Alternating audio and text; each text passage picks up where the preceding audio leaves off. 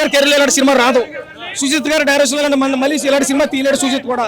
ఇంకా తమన్ బ్యాక్గ్రౌండ్ కోసం అందరూ బాలయ్యబాబు అంటారు. ఏం బాలయ్యబాబు లేదు, ఏమి లేదు, అంత కేజీ లేదు, పీజీ లేదు, అంత ఓజీ సినిమా అయితే సినిమా కొట్టాడు బట్టి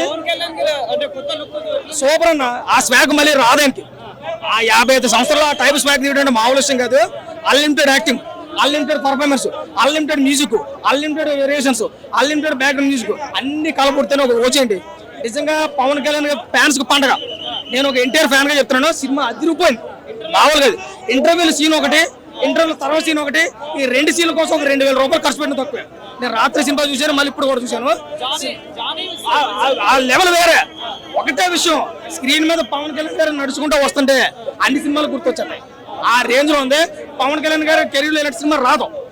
డైరెక్టర్ సుజిత్ ఇలాంటి సినిమా మళ్ళీ తీయాడు, చాలా బాగుంది. లాస్ట్ పార్ట్ 2 ఇంటి ఇచ్చాడు. పార్ట్ 2 ఇంట్లో ఇద్దరు కలబోతారు.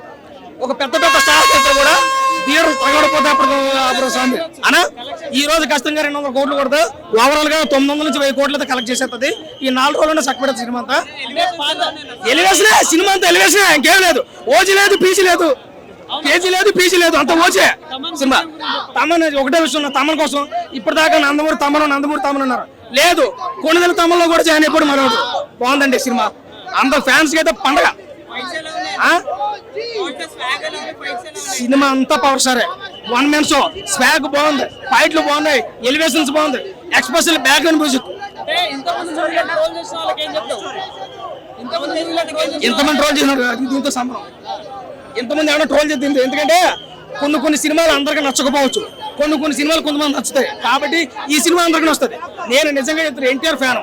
నేను కాళ్ళు ఎత్తుకుని చెప్తున్నాను, సినిమా అదిరిపోయింది, మామూలుగా లేదు. అవుట్ ఆఫ్ రేటింగ్ సినిమా 3 వరకు ఇవ్వచ్చు. ప్రతి ఒక్కరు చూడండి, ఫ్యాన్స్ కి అయితే పండుగ చాలా బాగుంది. ఒక మెగా అభిమానిగా చెప్తున్నాను, దసరాకి ఫ్యాన్స్ కి పండుగ అని చెప్పొచ్చు ఈ మూవీ. సుజిత్ గారు ఒక ఫ్యాన్ బాయ్ గా పవన్ కళ్యాణ్ గారిని ఫ్యాన్స్ ఎలా చూడాలనుకున్నారో ఆ విధంగా తీశారు. తమన్ గారు మేసం మెలేసి చెప్పినప్పుడే ఆయన స్టామినా ఏంటో అర్థం చేసుకోవచ్చు. బ్యాక్గ్రౌండ్ మ్యూజిక్ గానీ, సాంగ్స్ గానీ అదిరిపోయినాయి.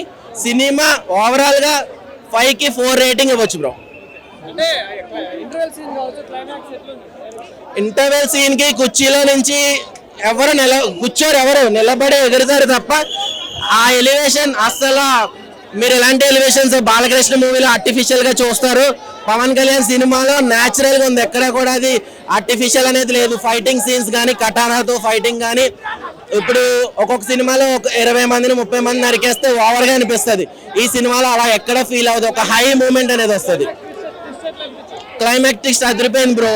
అంటే ఇంకా పీక్స్. ఇప్పుడు పుష్పలో ర్యాంపేజ్ అని ఎలా ఆపారో, ఓజీ 2 టోక్యో సీన్స్ జపాన్ తో అదిరిపోద్ది. పవన్ కళ్యాణ్ గారు జపాన్ స్లాంగ్ లో మాట్లాడినా కూడా సినిమా చాలా ఎలివేట్ అయింది. ఫ్యాన్స్ కి ఇది ఒక పండగ. ఎందుకంటే జానీ, హరిహర వీరమల్లు, ఇంకా అజ్ఞాతవాసి లాంటి కొంచెం డిసప్పాయింట్ అయిన ఫ్యాన్స్ కి మూవీ అనేది ఒక భోజనం, ఒక ఫుల్ మీల్స్ అని చెప్పొచ్చు. చాలా బాగుంది. జానీ మ్యూజిక్ అనేది వాడారు ఫైటింగ్ సీన్ లో.